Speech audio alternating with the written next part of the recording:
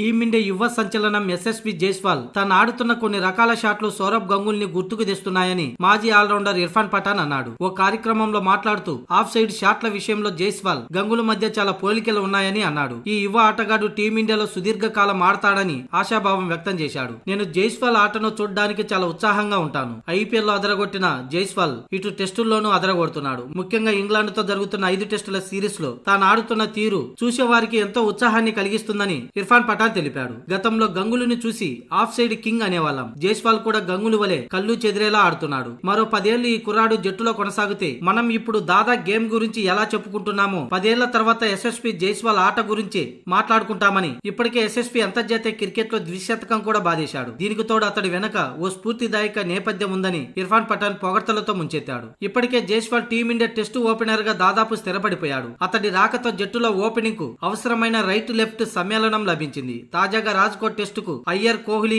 రాహుల్ దూరం కావడంతో top order లో భారీ స్కోర్ చేయాల్సిన బాధ్యతను యశస్వి జైస్వాల్ తీసుకున్నాడు. ప్రస్తుతం ఇంగ్లాండ్ తో జరుగుతున్న 5 టెస్టుల సిరీస్ లో తొలి 2 మ్యాచ్లు అతడు అద్భుతంగా రాణించాడు. మొదటి టెస్టులో 80 పరుగుల హాఫ్ సెంచరీతో అదరగొట్టగా రెండో టెస్టులో ఏకంగా ద్విశతకంతో మ్యాచ్ గెలుపులో కీలక పాత్ర పోషించాడు. ఇక రాజ్కోట్ వేదికగా జరగబోయే 3వ టెస్టులో ఇంగ్లాండ్ బౌలర్లు మొత్తం యశస్వి జైస్వాల్ పైనే ఫోకస్ పెట్టే అవకాశం ఉంది.